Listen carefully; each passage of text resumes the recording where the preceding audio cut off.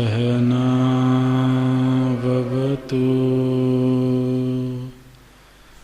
सहनौ भुनक्तु सह वीर्यं करवावहै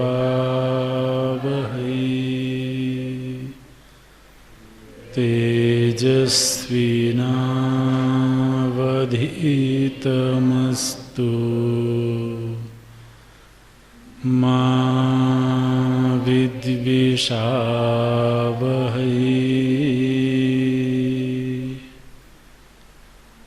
ॐ शान्तिः शान्तिः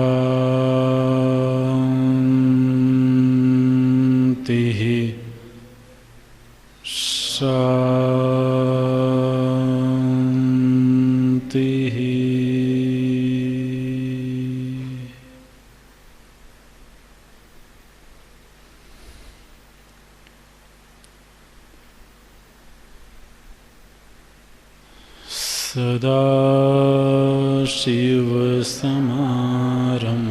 सदाशिवसमारम्भां शङ्कराचार्यमध्यमाम्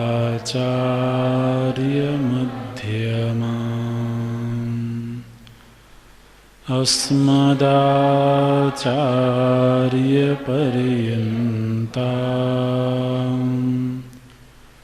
वन्दे गुरुपरम्पराम्।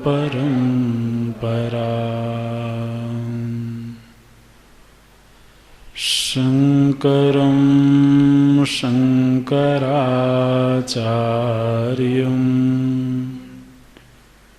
केशवं बादरायणं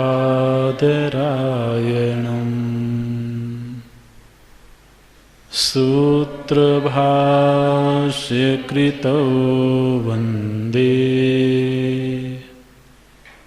भगवन्तौ पुनः पुनः भगवन्तौ पुनः पुनः।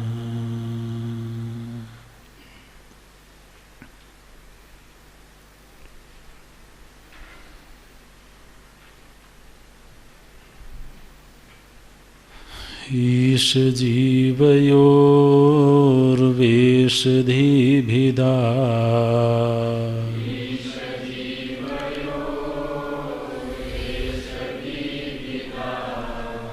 ईश जीवयोर्वेषधिभिदा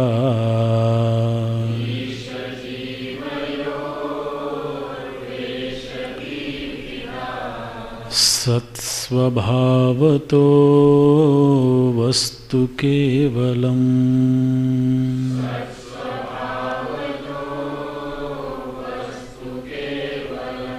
वेषहानतः स्वात्मदर्शनम्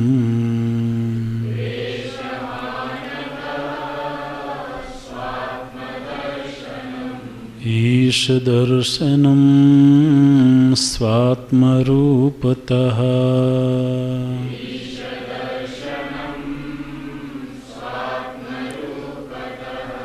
आत्मसंस्थितिः स्वात्मदर्शनम्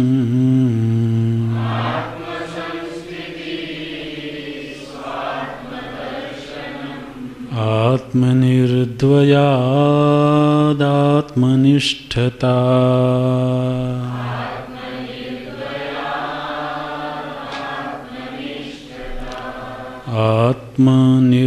आत्मनिर्द्वयात् आत्मनिष्ठता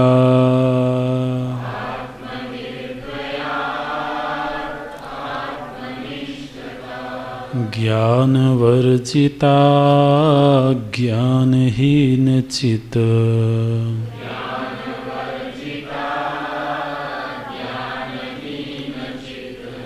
ज्ञानमस्ति किं ज्ञातुमन्तरम्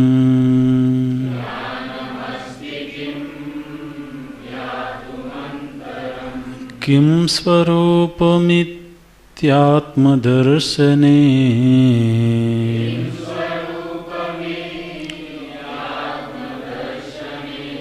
अव्यया भवा पूर्णचित्सुखम्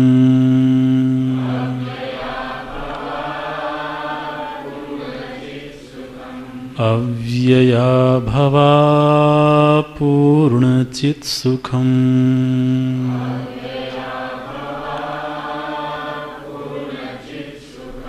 बन्धमुक्त्यतीतं परं सुखम्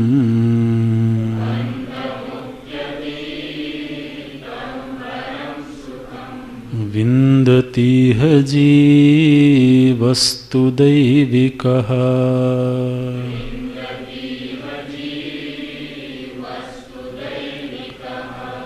बन्धमुक्त्यतीतं परं सुखम्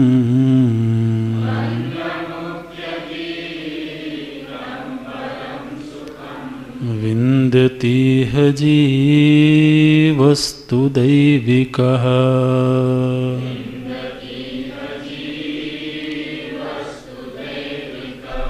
अहमपेतकं निजविभानकम्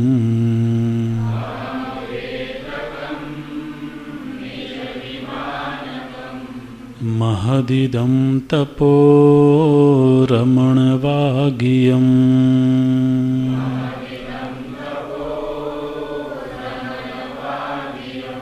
अहमपेतकं निजविभानकम्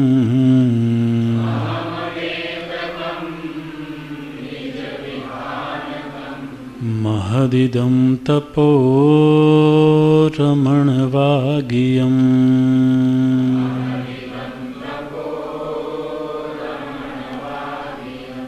रमणवागियम् रमणवागियम्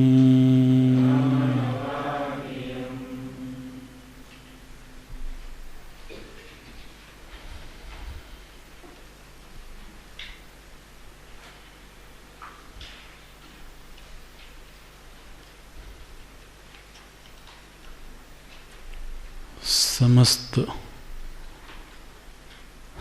अनात्म वस्तुओं का बाध हो जाने पर जो तत्व शेष रहता है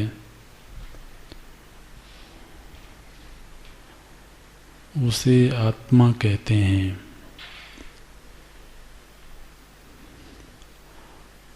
आत्म व्यतिरिक्त जो कुछ भी है, जितना कुछ भी है, सब मायिक है, माया से निर्मित है। वो चाहे व्यष्टि शरीर आदि हों और चाहे समष्टि प्रपंच हो, आत्म व्यतिरिक्त सर्व वस्तु मायिक है और इसलिए वो मिथ्या है। जब ये कहा जाता है कि ये जगत माया से निर्मित है,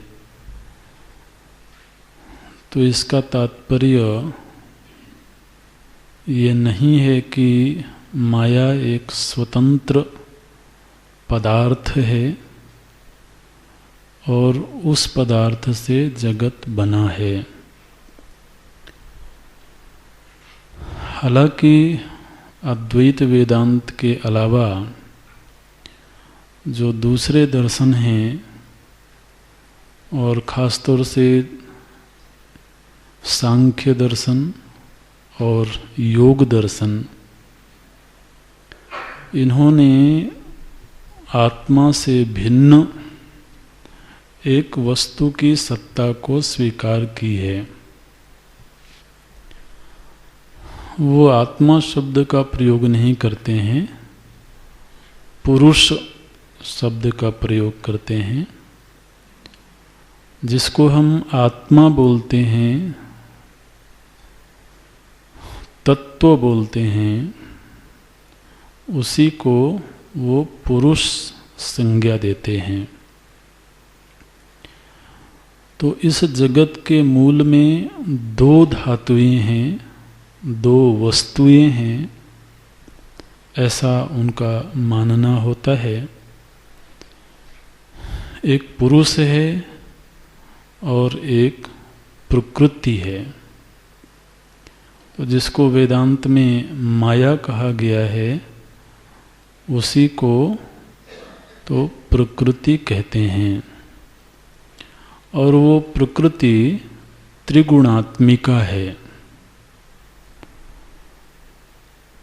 वो प्रकृति भी उतनी ही सत्य है जितना सत्य पुरुष है। तो चूंकि प्रकृति भी एक पदार्थ है, एक धातु है, और उसमें परिणमन का गुणधर्म है, वो परिणमित होती है।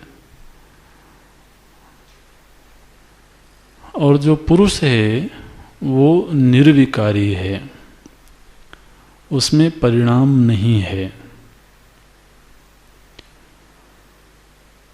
पुरुष की सन्निधि में प्रकृति सृष्टि का सृजन करती है। तो चूंकि सृष्टि की उत्पत्ति के मूल में प्रकृति नाम की एक वस्तु है और वो सत्य है, इसलिए उसको मिथ्या नहीं कह सकते। ये सांख्य दर्शन का भी यही मत है और योग दर्शन का भी यही मत है। तो फिर बंधन और मुक्ति का स्वरूप क्या है, उनसे जब ये पूछा गया तो उन्होंने कहा कि ये जो पुरुष है, इसने अविवेक की वजह से प्रकृति से तादात्म्य कर लेता है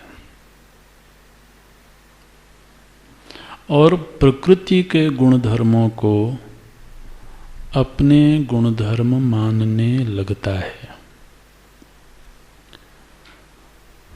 तो प्रकृति से उत्पन्न जो शरीर है, प्रकृति से उत्पन्न जो इंद्रियां हैं, उनके गुणधर्मों को अपने में आरोपित करके और फिर ये पुरुष भी अपने आप को जन्मने और मरने वाला समझ बैठता है। इस समझ के पीछे हेतु क्या है? बोले प्रकृति से तादात्म्य।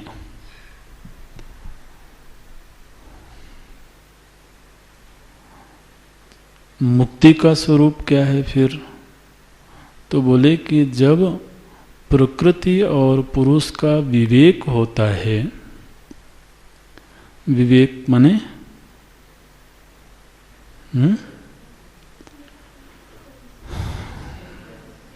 पृथक्करण।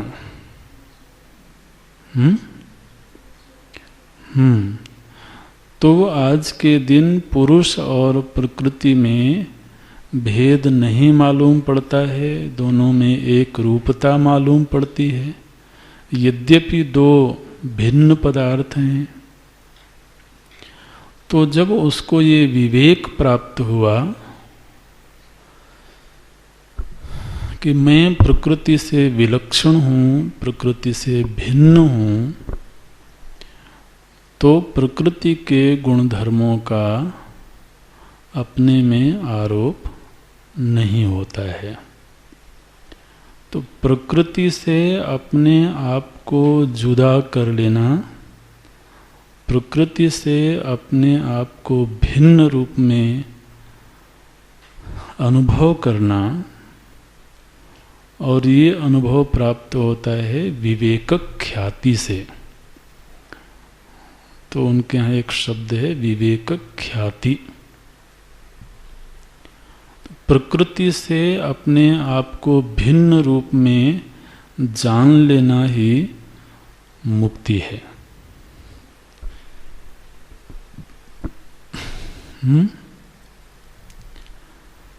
ये जो विचार हमने रखे अभी, ये योग दर्शन और सांख्य दर्शन के विचार हैं। वेदांत का ये कहना है कि यदि दो वस्तुएं सत्य हैं, अगर आप ऐसा कहते हो तो फिर कोई भी सत्य नहीं रहेगा, क्योंकि दो की संख्या होते ही दोनों में अन्योन्या भाव है। तो जिस देश में प्रकृति है उस देश में पुरुष नहीं है। तो एक तो वो देश से परिच्छिन्न हो गया,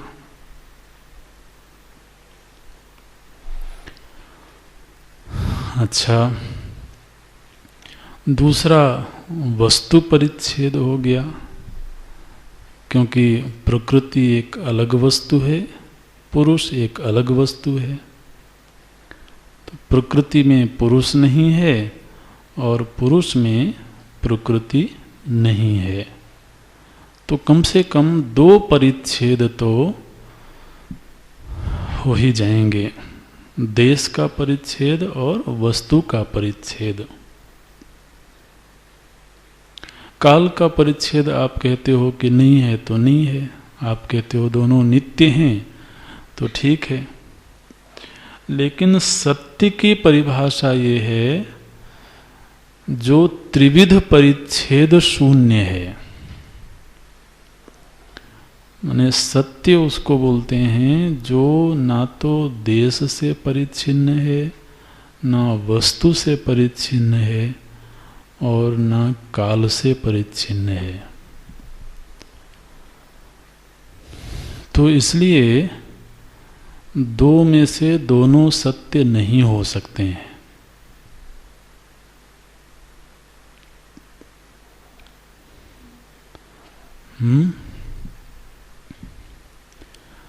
दो में से कोई एक ही सत्य होगा। वेदांत ने कहा वो आत्मा है, और आत्मा से भिन्न जिसको आप प्रकृति कह रहे हो, हम माया कहते हैं, वो माया स्वयं सत्तावान नहीं है, बल्कि वो ब्रह्माश्रया है। ब्रह्म की सत्ता से उसको सत्ता प्राप्त हो रही है। ठीक ऐसे ही जैसे आकाश की सत्ता से नीलिमा को सत्ता प्राप्त हो रही है, नीलिमा स्वयं सत्य नहीं है। तो फिर आत्म व्यतिरिक्त जो भी है निश्चित रूप से उसको बाधित होना चाहिए। तो आत्म व्यतिरिक्त जब दूसरा कोई नहीं है तो फिर आत्मा को क्या कहा जाएगा? अद्वितीय। अद्वितीय शब्द का अर्थ होता है जिसका कोई दूसरा ना हो, जिसके सदृश कोई दूसरा ना हो, उसको अद्वितीय बोलते हैं। और ऐसे अद्वितीय आत्मवस्तु को पाने का जो प्रयत्न है, जो उसकी प्रक्रिया है, उस प्रक्रिया को अद्वैत दर्शन बोलते हैं।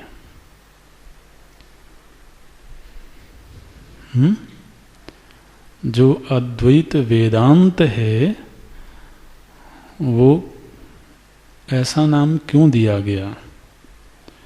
क्योंकि वो दर्शन ऐसे तत्व का प्रतिपादन करता है जो तत्व अद्वैत है, जो तत्व अद्वितीय है।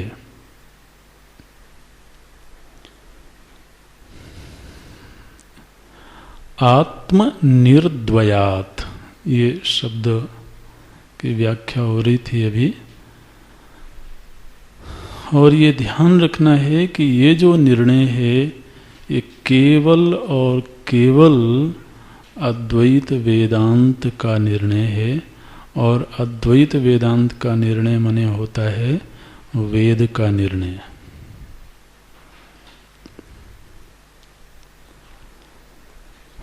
अन्य जो दूसरे दर्शन हैं सभी ने कुछ ना कुछ मिलावट की है। किसी ने कहा कि जगत के मूल में 2 तत्व हैं, किसी ने कहा 9 तत्व हैं। न्याय दर्शन ने 9 तत्वों को स्वीकार किया है। ऐसे किसी ने कहा केवल 4 महाभूत हैं।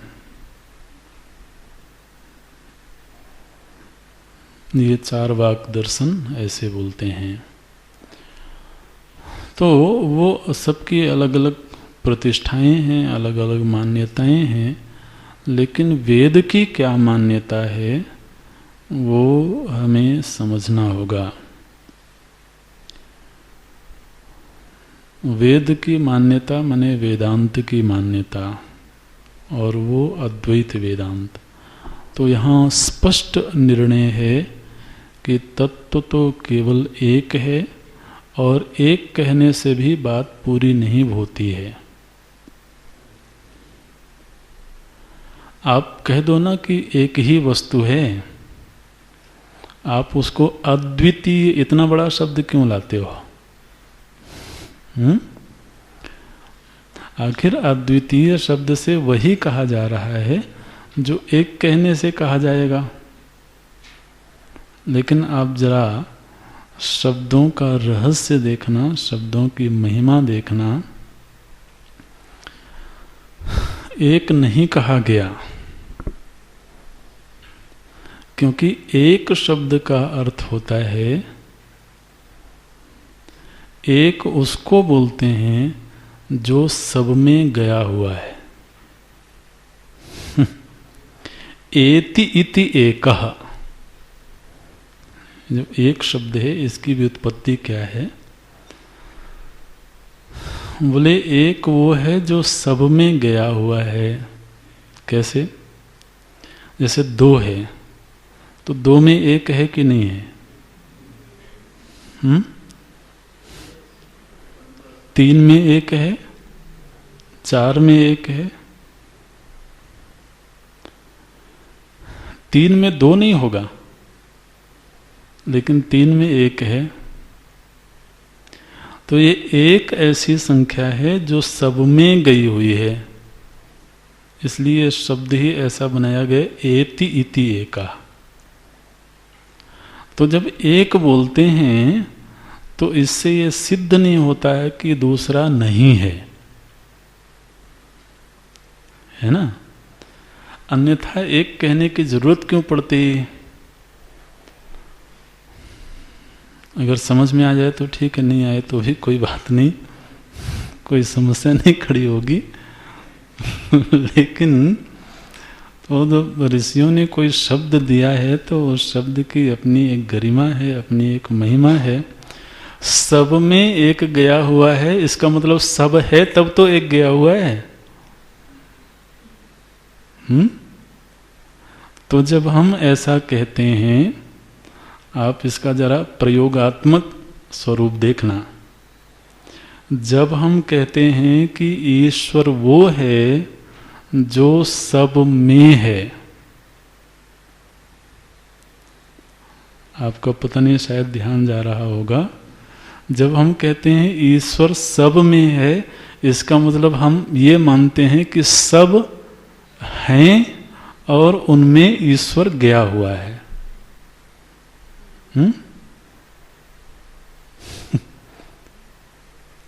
जब हम कहते हैं कण कण में ईश्वर है, तो हम ये कह रहे हैं कि कण भी है और उसमें ईश्वर भी है। जब हम कहते हैं जगत में ईश्वर सर्वत्र है, तो पहले हमने ये मान लिया है कि जगत है और उस जगत में ईश्वर है, तो जगत भी है और ईश्वर भी है। इसलिए एक कहने से बात पूरी नहीं होती है। हम ये कह रहे हैं कि प्रत्येक लहर में जल है, तो ये वक्तव्य बहुत सही वक्तव्य नहीं है, क्योंकि हम ये कहना चाह रहे हैं कि लहर भी है और लहर में,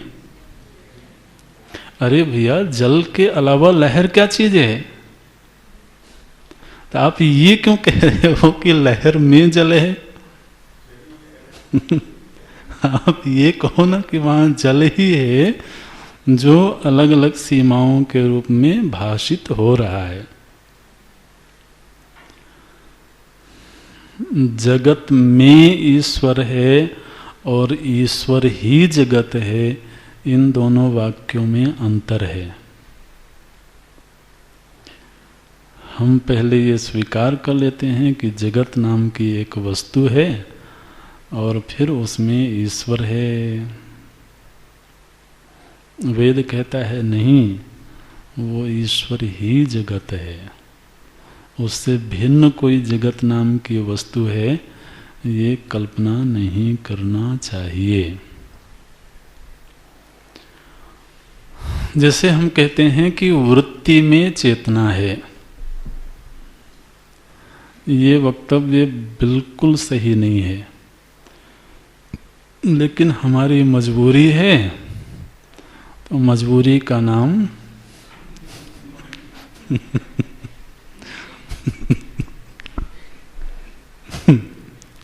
हमको वृत्ति का प्रवाह मालूम पड़ता है, वृत्ति मन के रूप में दिखाई देती है, तो हमको ये कहना पड़ता है कि वृत्ति है और उसमें चेतन है।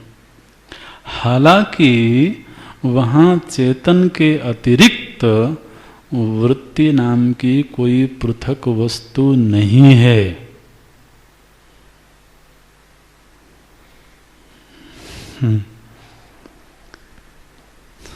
इसलिए उसको अद्वितीय कहना होगा। जगत होगा तो वो अद्वितीय नहीं होगा, जगत में होगा तो जगत पृथक सत्ता हो गई और वो पृथक हो गया। जब कहते हैं कि वो माया से उपहित है, तो मने माया भी एक वस्तु है और वो भी एक वस्तु है, दोनों मिल करके जगत बनाते हैं। तो ये वाक्य आरंभिक स्तर पर ठीक है, लेकिन जो प्रौढ़ चिंतन है वहाँ जाकर के माया छाया नाम की कोई भी चीज़ नहीं है। अब दिख रही है तो कहना पड़ता है, वो हमारे दिखने की सीमा है, इसलिए हमें ये कहना पड़ता है कि एक माया नाम की वस्तु है। कैसी है जी? बोले त्रिगुणात्मिका है। अच्छा, फिर उसका एक सुपुत्र उत्पन्न हुआ।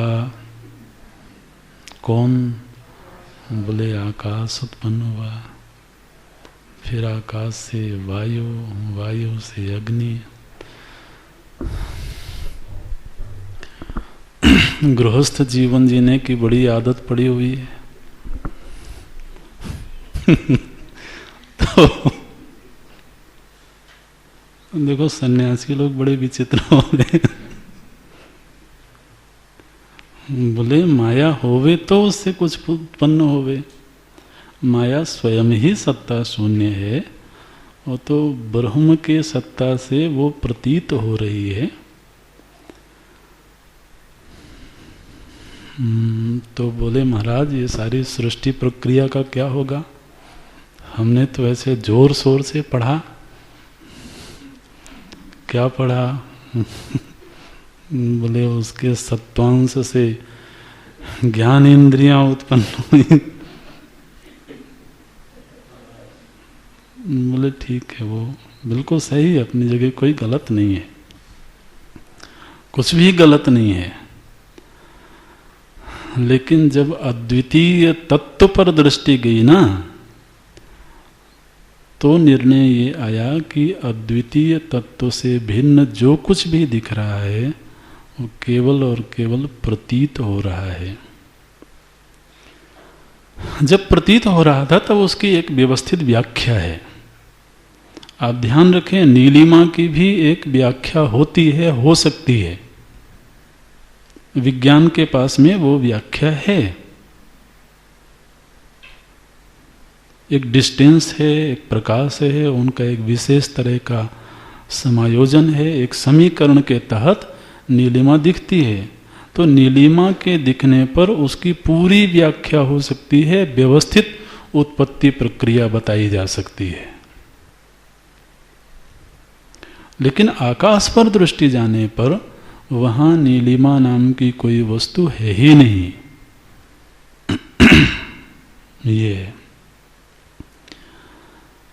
ये वाक्य छोटे छोटे हैं, कभी कभी मन होता है कि ज़्यादा और प्रवेश करें कि नहीं करें, लेकिन अब धीरे धीरे थोड़ा तो प्रौढ़ होना ही चाहिए। ये जो शब्द दिया गया है ना, आत्मनिर्द्वयात्, ये आत्मनिर्द्वया शब्द समूचे माइक प्रपंच को ध्वस्त कर देता है, बाधित कर देता है। आत्मनिर्द्वयात् आत्मनिष्ठता। अच्छा, अगला श्लोक और भी आनंददायक है। ये सब आनंददायक ही हैं। बोलते हैं जब तत्व विचार हुआ, तत्व चिंतन हुआ, तो उस तत्व विचार के परिणाम स्वरूप अंतःकरण में एक प्रमा उत्पन्न हुई है ना। प्रमा माने ज्ञान, यथार्थ ज्ञान। वो जो यथार्थ ज्ञान उत्पन्न हुआ, वो ज्ञान कहाँ उत्पन्न हुआ?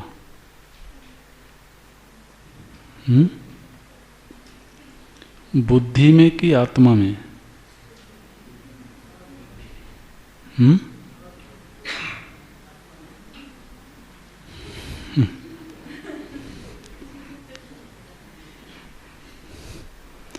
वो जो यथार्थ ज्ञान उत्पन्न हुआ वो बुद्धि में उत्पन्न हुआ, और उस ज्ञान ने हमें आत्मदर्शन करवाया।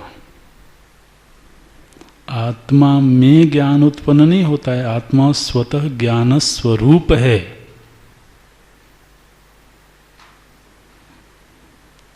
आखिर जो ज्ञान उत्पन्न हुआ उसने क्या काम किया? उसने अज्ञान को नष्ट किया। तो अज्ञान कहाँ था? आत्मा में तो नहीं था ना।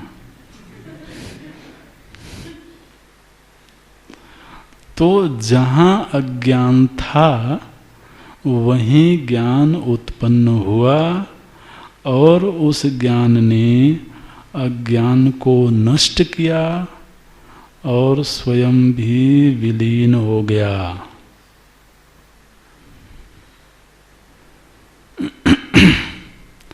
धैर्य से सुनना है, जितना ग्रहण होगा तो होगा।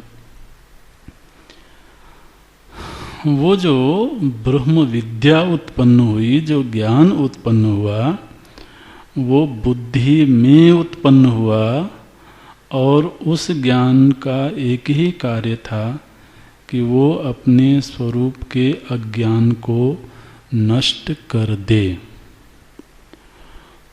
और जब वो अज्ञान नष्ट हुआ तो आत्मा का जैसा स्वरूप था वैसे का वैसा हमें अनुभव में प्रकट हो गया।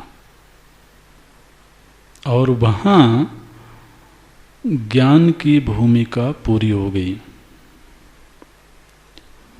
जैसे दृष्टांत के लिए, यहाँ हमारे सामने पुस्तक रखी है, पुस्तक उपलब्ध है, हमारे सामने है, लेकिन यहाँ घना अंधेरा हो गया, बिल्कुल घना अंधेरा हो गया।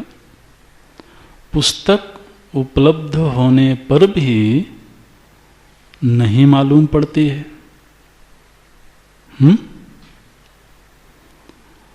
तो ऐसा लगता है कि जैसे पुस्तक अनुपलब्ध है।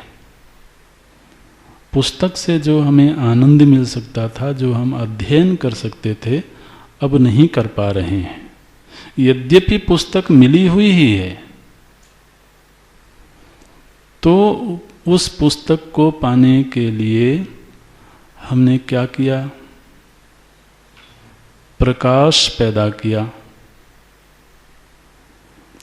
तो वो जो प्रकाश आया, उस प्रकाश ने पुस्तक को उत्पन्न किया या अंधेरे को नष्ट किया?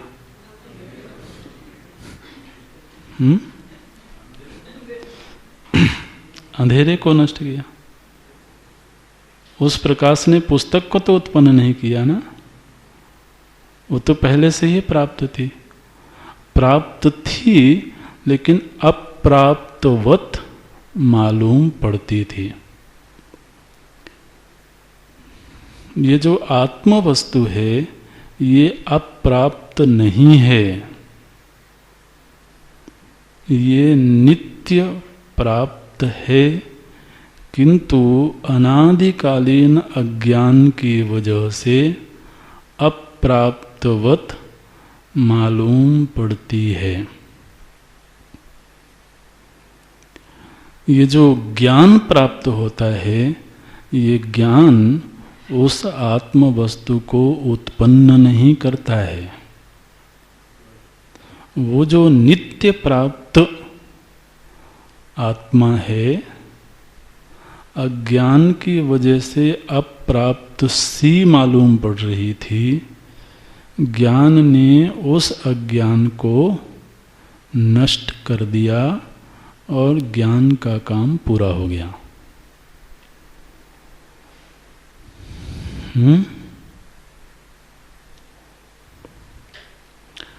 इस पृष्ठभूमि के परिप्रेक्ष्य में अगले श्लोक को देखना है, तो श्लोक थोड़ा समझ में आएगा।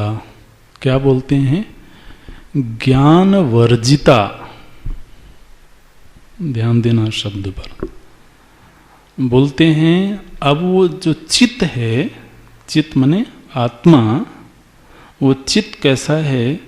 बोले वहाँ ये जो शास्त्र ज्ञान प्राप्त हुआ था वो ज्ञान भी नहीं है और अज्ञानहीन।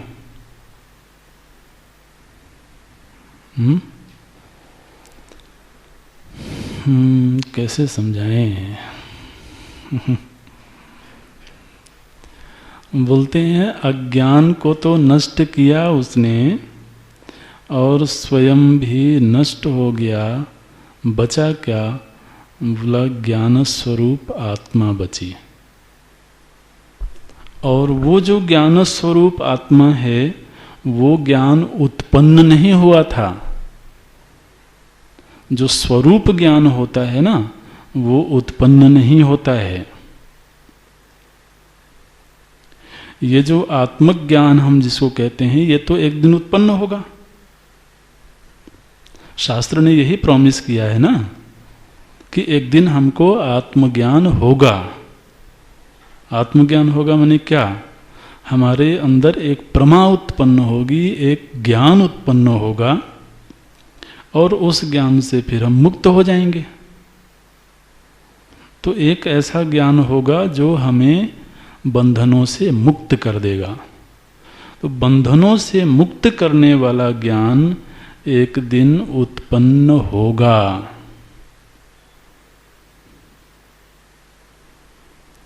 अगर वो उत्पन्न होगा तो नष्ट भी होगा। बचेगा क्या? बोले जो ज्ञान स्वरूप है वो बचेगा। जो ज्ञान ना तो उत्पन्न होता है और ना नष्ट होता है। ये जो जिसको चित्त शब्द बोलते हैं ना, चित्त, ये धीरे धीरे ही समझ में आता है, जल्दी से नहीं समझ में आता है।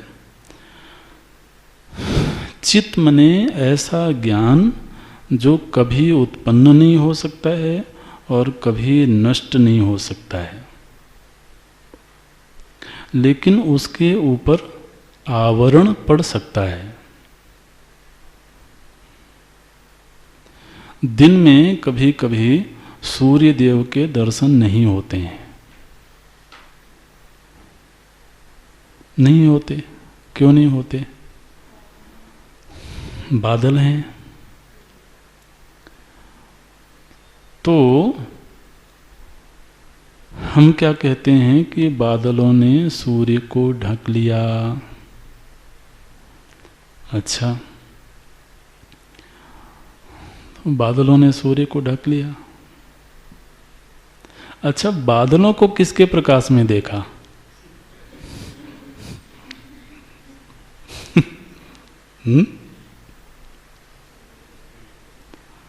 बादलों को भी सूर्य के ही प्रकाश में देखा ना। तो सूर्य का प्रकाश तो था। अब जरा इसको अंदर देखना। हमारे अंदर एक ज्ञान उत्पन्न हो रहा है, वो उत्पन्न होता हुआ ज्ञान किसके प्रकाश में मालूम पड़ता है? वो चित स्वरूप है, वो आत्म वस्तु है, जिसके प्रकाश में अज्ञान भी दिखता है और जिसके प्रकाश में ज्ञान वृत्ति भी दिखती है। इसके लिए आत्मबोध में एक बड़ा सुंदर दृष्टांत दिया गया। जलम कतक रेणुवत, ये दृष्टांत देते हैं। तो बोले कि जैसे जल गंदा होता है, बरसात के दिनों में अगर नदी का जल ले आए तो उस जल में मिट्टी भी होती है। तो गांव में क्या करते हैं लोग, उसको शुद्ध करने के लिए उसमें फिटकरी डाल देते हैं। फिटकरी आप जानते हैं ना? तो फिटकरी डाल देते हैं। तो वो फिटकरी उस जल की गंदगी को नीचे बिठा देती है, और वो फिटकरी स्वयं जल में घुली नहीं रहती। वो फिटकरी भी नीचे बैठ जाती है। गंदगी को नीचे बिठाया और स्वयं भी नीचे बैठ गई। अगर वो फिटकरी घुली रहे तब भी जल गंदा ही रहेगा, है ना। निर्मल जल का मतलब ये है कि उसमें कुछ भी मिलावट ना हो। तो ये दृष्टांत देते हैं भगवान भाष्यकार आत्मबोध में। बोले कि जलम कतक रेणुवत, कतक रेणु मने होता है फिटकरी। तो जैसे जल की गंदगी को बिठा करके स्वयं भी नीचे बैठ जाती है, ठीक ऐसे ही ये जो ज्ञान उत्पन्न हुआ बुद्धि में, उस ज्ञान ने अज्ञान को नष्ट किया और स्वयं भी नष्ट हो गया। बचा क्या? बोले केवल तत्व बचा। जिसके ऊपर पर्दा पड़ा था वो था तो पहले से ही, वो ज्ञान स्वरूप था, आनंद स्वरूप था। वैसे था लगाना ठीक नहीं है, लेकिन अब क्या करें?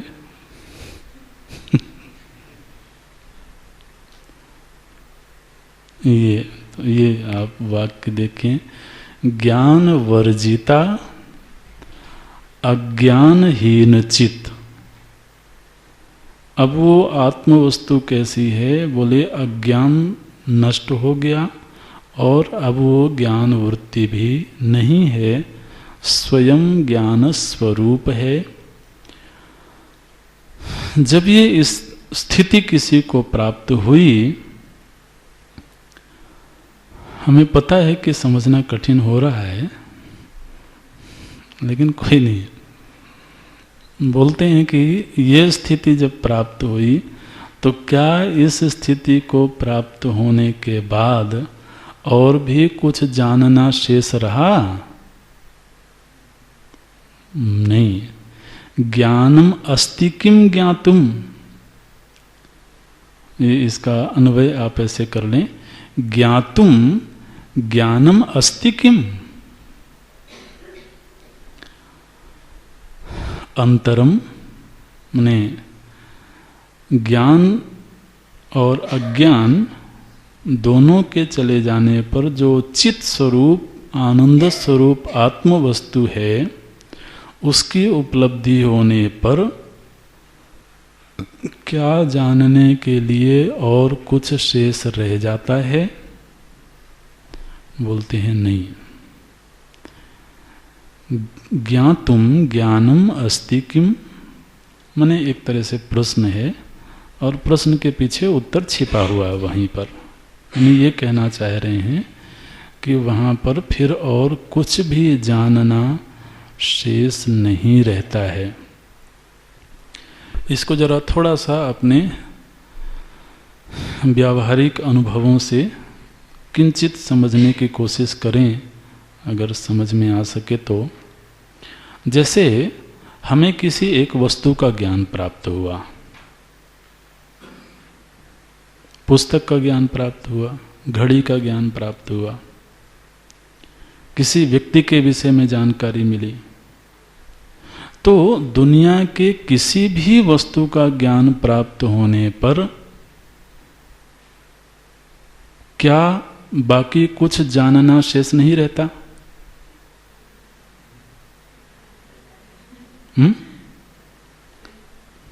रहता है। एक वस्तु को जाना ना, दूसरी वस्तु तो है जानने के लिए, और भी बहुत सारी वस्तुएं हैं। तो क्या दुनिया में कोई ऐसी वस्तु है जिसको जान लेने के बाद अब जानने के लायक कुछ भी शेष ना रहे? विचार कर लेना, खोज के बता देना बाद में अगर मिल जाए तो।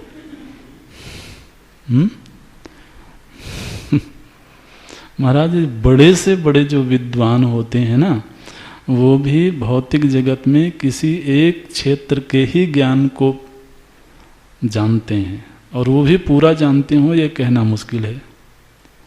मेडिकल साइंस के बड़े से बड़े जो विद्वान हैं, साइंटिस्ट हैं, वो ये दावा नहीं कर सकते हैं कि वो शरीर के विज्ञान को पूरी तरह से जान गए।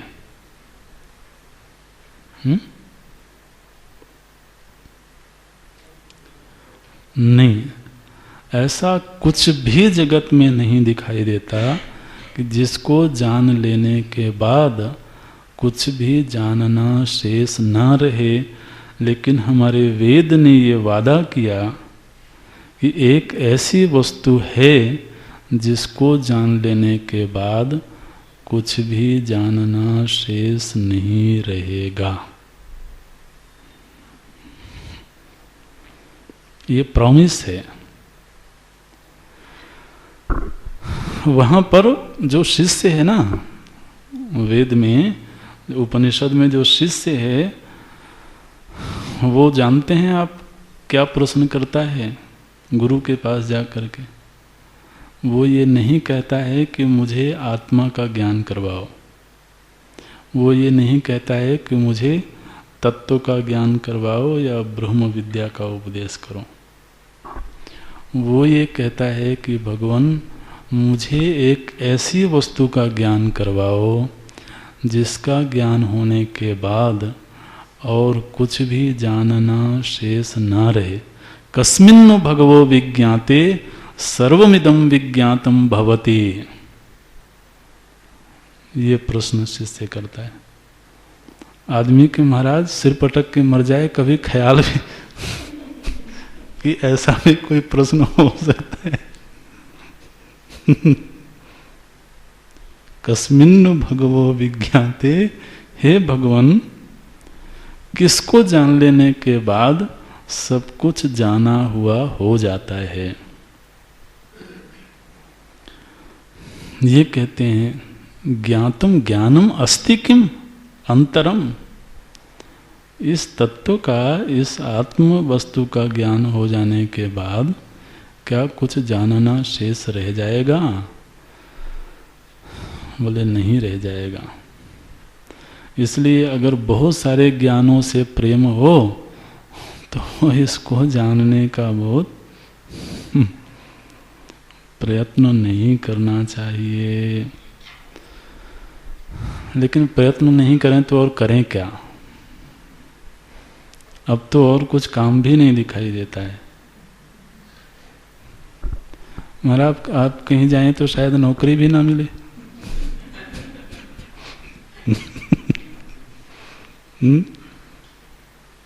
बताओ, दुनिया के लिए तो निकम्मे हो गए।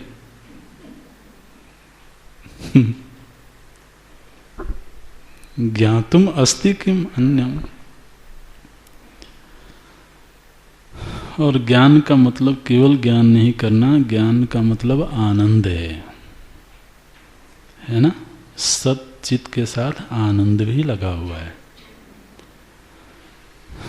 तो एक ऐसे आनंद की उपलब्धि हो जाना जिसके बाद और किसी आनंद की जरूरत ना पड़े। आप अगला श्लोक देखें। प्रश्न करते हैं कि जब ये स्थिति किसी धन्य भाग महापुरुष को प्राप्त होती है, उस समय पर उनकी अनुभूति क्या होती है? तो आप जानते हैं हमारे सभी ग्रंथों में जो अंतिम प्रकरण होता है वो आत्मानुभूति का प्रकरण होता है। आत्मज्ञानी की जो अनुभूतियां हैं उसका निर्वचन किया जाता है। ये श्लोक भी वैसे ही हैं। तो बोलते हैं किम स्वरूपम इति आत्मदर्शने। आत्मदर्शन होने पर उस आत्मा का स्वरूप कैसा होता है, ये प्रश्न है। उत्तर देते हैं, पहली बात तो ये समझो कि वो सुख रूप होता है। बाकी लक्षण भी हम बताएंगे बाद में, लेकिन पहले ये समझ लो कि वो आत्मदर्शन सुख रूप होता है।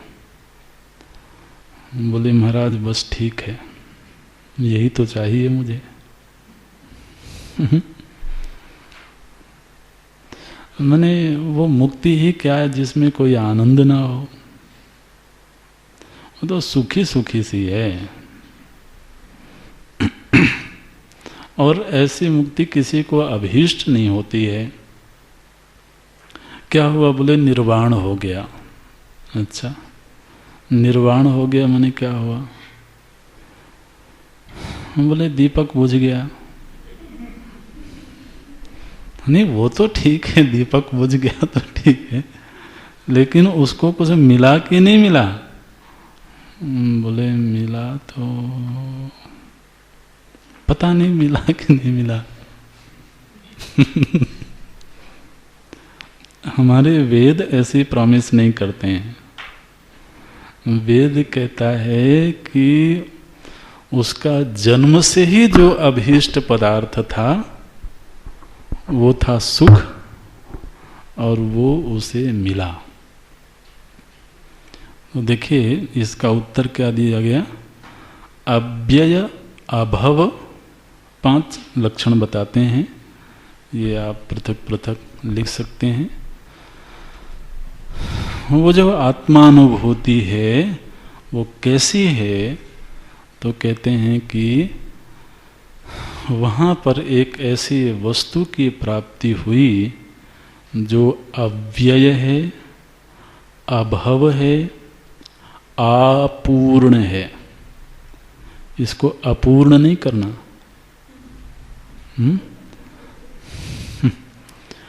अपूर्ण। चौथा लक्षण है चित्त, चित्त स्वरूप है। और 5वां लक्षण सुखम। अव्यय अभव अपूर्ण चित्त सुखम, ये उस महापुरुष की अनुभूति का निर्वचन है। बोलते हैं एक ऐसे सुख की स्थिति प्राप्त हुई, सुख की, ये महत्व की बात है। एक ऐसा सुख प्राप्त हुआ जो अव्यय है। कैसा सुख है? अव्यय है। अव्यय का अर्थ है उसकी कभी मृत्यु नहीं होती है, उसका कभी नाश नहीं होता है। दूसरा अभव। अभव माने वो कभी उत्पन्न भी नहीं होता है। जो उत्पन्न होगा उसका नाश अवश्यंभावी है। ये जो सुख है, ये सुख कैसा है? बोले इसका कभी विनाश नहीं हो सकता है और कभी उत्पन्न नहीं हो सकता है। तीसरा, अच्छा महाराज वो जो सुख होगा, कोई साधक पूछता है गुरु से, वो जो सुख होगा उसमें कितनी तीव्रता होगी? माने दुनिया के जो सुख होते हैं वो कोई ज़्यादा गहरा होता है, कोई कम गहरा होता है। तो वो जो आत्म सुख है वो कितना गहरा है? बोले बिल्कुल ठसाठस भरा हुआ सुख है।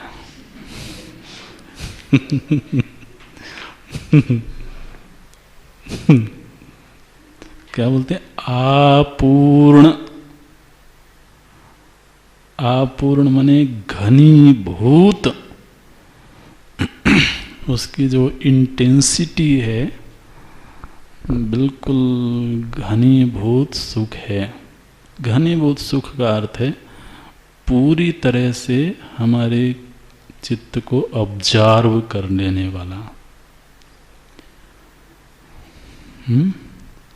अपूर्ण और चित्त मने होता है वो सुख जाना जाता है, छिपा हुआ सुख नहीं है। दुनिया के जो सुख हैं, जरा उन सुखों का परीक्षण करें। ये जिस सुख की बात की जा रही है, हो सकता है हम अभी उसे परिचित ना हों, लेकिन दुनिया के सुखों से तो महाराज सब अनुभव संपन्न है।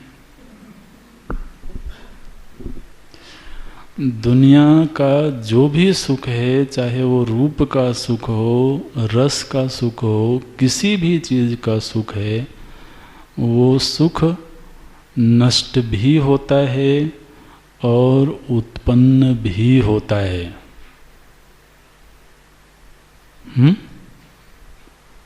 और एक वस्तु ने प्रथम क्षण में जितनी तीव्रता से सुख की अनुभूति करवाई थी, अगले क्षण में वो तीव्रता नहीं होती है। और बल्कि वो धीरे धीरे कम होती जाती है। बहुत भूख लगी हो, बिल्कुल व्रत हुआ हो, 2 दिन का व्रत हुआ हो, अच्छी भूख लगी हो और अपने अनुकूल स्वादिष्ट व्यंजन सामने आ जाए तो आप देखो कितना सुख है उसमें।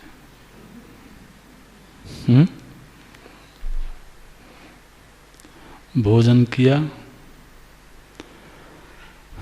भोजन पूरा हो जाने के बाद दूसरी थाली आई,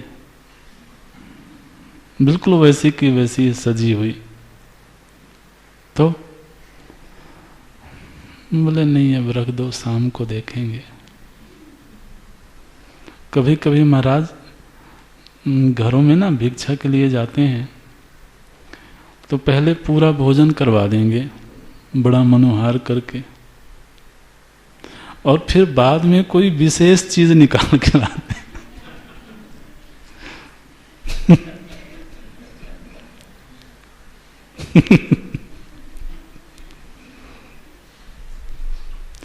अब क्या करें, आपने पहले ही इतना खिला दिया। अरे भाई पहले ही ला करके रख देते तो आदमी तैयार रहता।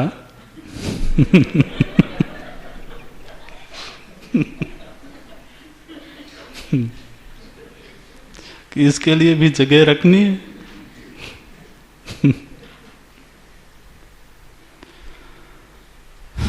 तो आदमी को कहना पड़ता है कि नहीं अब बहुत हो गया। तो वो निराश भी हो जाते हैं थोड़े जो सर्व करने वाले हैं, लेकिन उनको समझदारी रखनी चाहिए थी। एक जगह हम गए तो बड़े ऑफिसर थे, उनके घर पर भिक्षा थी, भोजन हो गया और आकर के अपने बैठक कक्ष में आराम से बैठ गए।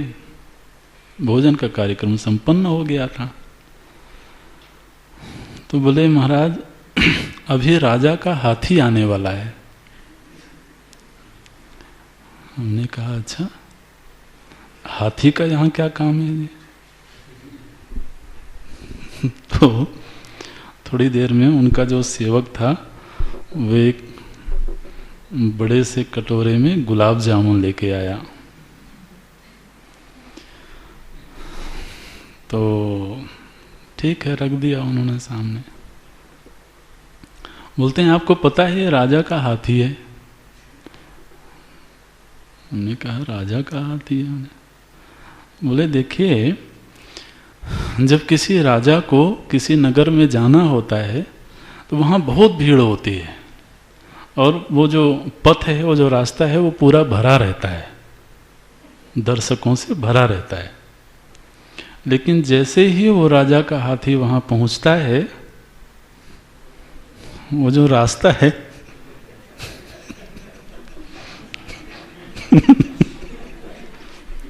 उसको जगह मिल जाती।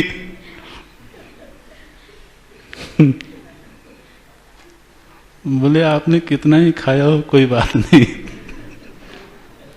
इसको जगह मिल जाएगी। तो राजा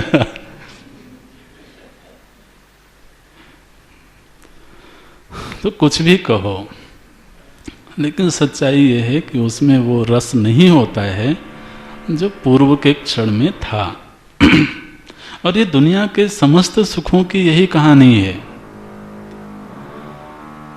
ये तो भला है कि दुनिया में थोड़ा थोड़ा सुख का आभास होता रहता है तो आदमी को जीने का सहारा मिला रहता है। अन्यथा कोई अपूर्ण सुख थोड़ो है, कोई नित्य सुख थोड़ा ही है।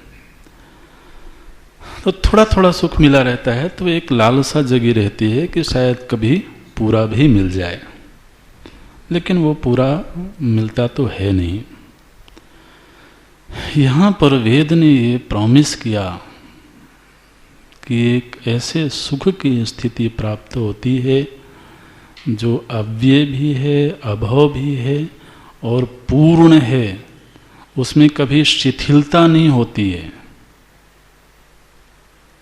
और वो सुख छिपा हुआ होता नहीं है, उसका अनुभव हो रहा होता है। चित्त मने वो अनुभव जन्य सुख होता है। ये बोलते हैं किम स्वरूपम इति आत्मदर्शने अव्यय अभव आपूर्ण चित सुखम। माने फिर वो महापुरुष किसी भी परिस्थिति में हो, किसी भी देश में हो, किसी भी काल में हो, कैसी भी शारीरिक स्थिति हो, कैसी भी मानसिक स्थिति हो, नंदति नंदति नंदत्येव।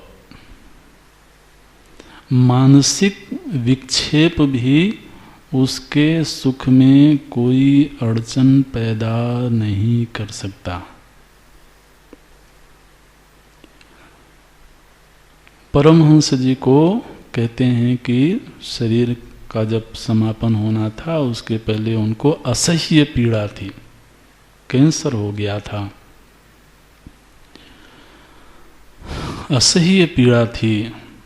और पीड़ा थी तो स्वाभाविक है कि फिर मन रोएगा, अश्रुपात होंगे। वो एक नैसर्गिक क्रिया होती है, एक प्राकृतिक घटना होती है। तो किसी भक्त ने उनसे पूछा कि आप तो आत्मज्ञानी हैं, आपको तो आत्मानुभूति है, फिर आप रो क्यों रहे हैं?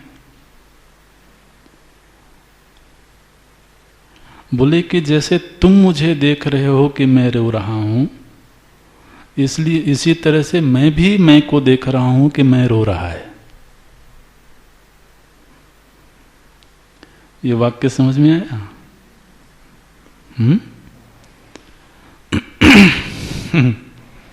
वो जो बाधित मैं है वही तो रोता है ना, वही तो अंतःकरण में है। तो मैं भी देख रहा हूं कि ये मेरा मन रो रहा है, और मन में जो बाधित अहम है वो रो रहा है, और मैं भी उसको देख करके आनंद ले रहा हूं। मैं आनंद में हूं ही। तो कोई स्थिति, कोई परिस्थिति, कोई मनोभाव उसके उस सुख को बाधित नहीं कर सकता। ये है अव्यय अभव आपूर्ण चित सुखम।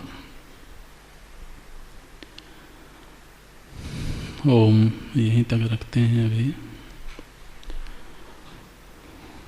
ओम पूर्णमदः पूर्णमिदं पूर्णात् पूर्णमुदच्यते पूर्णस्य पूर्णमादाय पूर्णमेवावशिष्यते।